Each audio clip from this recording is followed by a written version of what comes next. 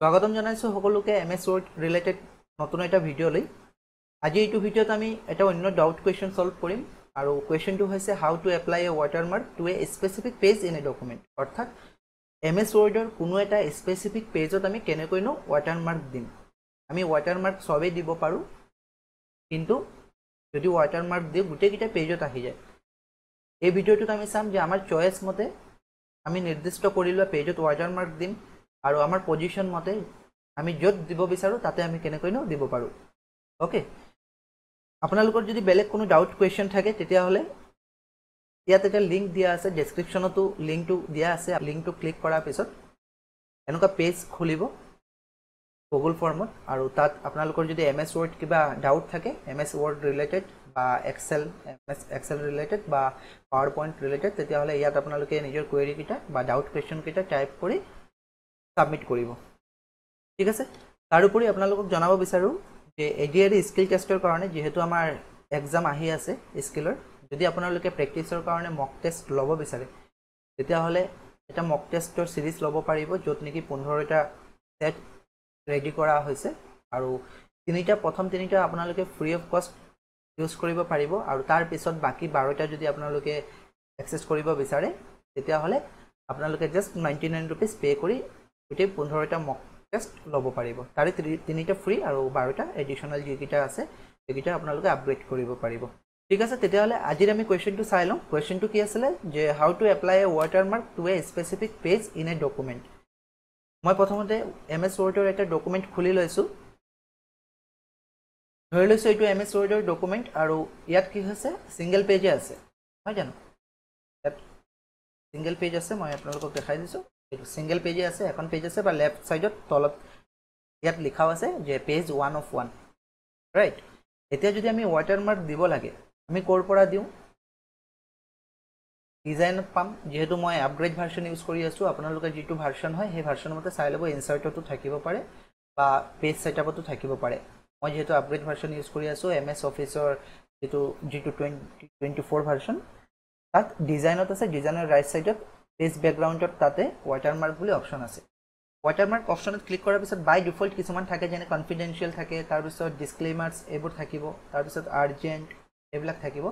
তলতে custom watermark থাকে। Custom watermark click কৰাৰ পিছত প্ৰথম যিটো অপশ্যন এইটো হৈছে ন' ৱাটাৰমাৰ্ক। তাৰপিছত প্ৰিণ্টেড ৱাটাৰমাৰ্ক থাকিব, য'ত নেকি আপোনালোকে নিজৰ ইচ্ছামতে পিকচাৰ দিব পাৰে। অ'কে, একেবাৰে তলত যিটো আছে টেক্সট ৱাটাৰমাৰ্ক, এইটো ক্লিক কৰিব লাগিব।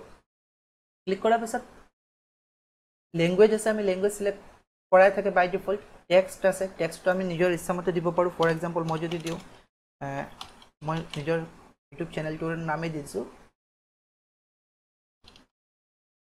অ'কে, তাৰপিছত ফণ্ট ইয়াত বাই ডিফল্ট থাকে, চাইজো বাই ডিফল্ট থাকে, অটো হৈ থাকে, কালাৰ অটো হৈ থাকে, ছেমি ট্ৰান্সপাৰেণ্ট এইটো চেক কৰা থাকে, আৰু তাত ডায়গনেল আৰু হৰিজণ্টেল থাকে।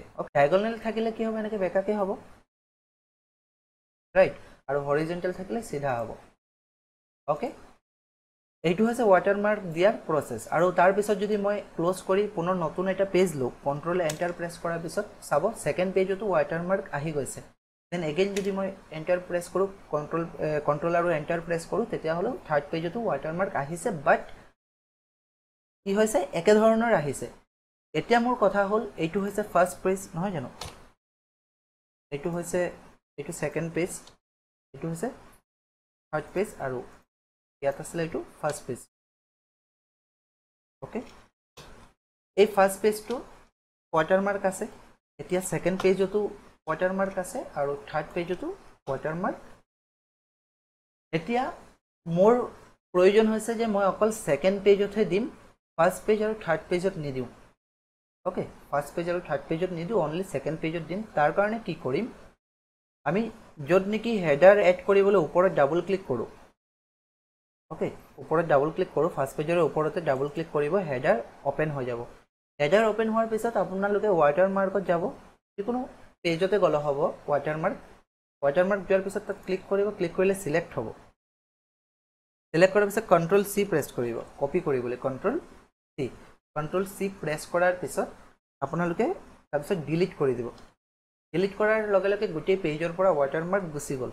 অ'কে, দেন এগেইন কৰবাত আপোনালোকে ডাবল ক্লিক কৰি দিব কৰি দিয়াৰ পিছত চাব যে ৱাটাৰমাৰ্ক গুচি গ'ল আৰু হেডাৰটো ক্লোজ হৈ গ'ল এতিয়া মোক সেকেন্ড পেজত লাগিছিলে মই সেকেন্ড পেজত আহিম কন্ট্ৰোল ভি প্ৰেছ কৰিম কন্ট্ৰোল ভি প্ৰেছ কৰাৰ লগে লগে আপোনালোকে ইয়াত চাব ৱাটাৰমাৰ্ক আহি গৈছে আৰু নিজৰ ইচ্ছামতে আপোনালোকে এডজাস্ট কৰিব পাৰিব যেটো নেকি বাই ডিফল্ট ডায়াগোনাল আৰু হৰিজন্টাল আছিল আপোনালোকে যিকোনো পজিশনত এইটো ৱাটাৰমাৰ্ক দিব পাৰে য'ত হলেও দিব পাৰিব লগতে আপোনালোকে নিজৰ ইচ্ছা অনুযায়ী ইয়াৰ পৰা ফন্ট যেটো ফন্ট অপচন আছে ফন্ট এইবিলাক চেঞ্জ কৰিব পাৰিব ওকে ফন্ট বিলাক চেঞ্জ কৰিব পাৰিব সাইজ চেঞ্জ কৰিব পাৰিব নিজৰ ইচ্ছামতে দিব পাৰিব যদি আপোনালোকে ইয়াত দিব বিচাৰে ডায়াগোনাল যদি দিব বিচাৰে ডায়াগোনাল দিয়ক যদি ভাৰ্টিকেল দিব বিচাৰে ভাৰ্টিকেল দিয়ক হৰিজন্টাল দিব বিচাৰিলে হৰিজন্টাল দিয়ক যদি বিচাৰে যে কেইবাটা ৱাটাৰমাৰ্ক দিব লাগে একেটা পেজতে কপি কৰি আপোনালোকে য'ত বিচাৰে পেষ্ট কৰি কৰি এইটো দিব পাৰিব তাৰপিছত ড্ৰেগ কৰি এইবোৰ মিলাই ল'ব ওকে আই হোপ আপোনালোকে বুজি পাইছে যে কেনেকৈ স্পেসিফিক পেজত ৱাটাৰমাৰ্ক আমি দিব পাৰো আজিৰ ভিডিওটো বৰ বিশেষ নাছিলে ইমানেই আছিলে এটা কোৱেশ্চন আমি সলভ কৰি যাম ভিডিওবোৰ বেছি লং নকৰো যদি কিবা ডাউট থাকে ৱাটাৰমাৰ্ক ৰিলেটেড স্পেসিফিক পেজত দিবলৈ তেতিয়া হলে এগেইন কৈছো যেটো নেকি লিংক আছে ডেসক্ৰিপচনতে পাব সেই লিংকত আপোনালোকে যাব গৈ পিনে নিজৰ কোৱেৰি বা ডাউট কোৱেশ্চন কিটা সাবমিট কৰি দিব টাইপ কৰি সাবমিট কৰি দিব তেতিয়া সেই অনুপাতে আমি ভিডিওবোৰ বনাই যাম ওকে বাকি মক টেষ্টৰ কথা কৈছো আপোনালোকৰ প্ৰেক্টিছৰ কাৰণে যেহেতু বেছি সময় নাই আৰু ইয়াত 99ত আপোনালোকে 12টা সেট পাব যদি আপোনালোকৰ ভিডিও লাগে বিশেষকৈ ডাউটৰ ভিডিওবোৰ এনেকুৱা সম্ভৱ নহয় যে প্ৰতিটো 15টা সেটৰে ভিডিও বনাই দিম কিন্তু যদি আপোনালোকৰ ডাউট কোৱেশ্চন থাকে সেই কাৰণে লিংকটো দিয়া হৈছে লিংকত গৈ পিনে আপোনালোকে নিজৰ কোৱেৰি সাবমিট কৰিব তাৰ পিছত সেই কোৱেশ্চনটোৰ এগেইনষ্টত ভিডিও এটা বনাই দিম ঠিক আছে আশা কৰিছো বুজি পাইছে পিডিএফটো লবলৈ হলে rg_adhyaan টেলিগ্ৰাম চ্যানেল তাক ভিজিট কৰি পিডিএফটো ভিডিওটো যদি ভাল লাগিছে তেতিয়াহলে লাইক আৰু শেয়াৰ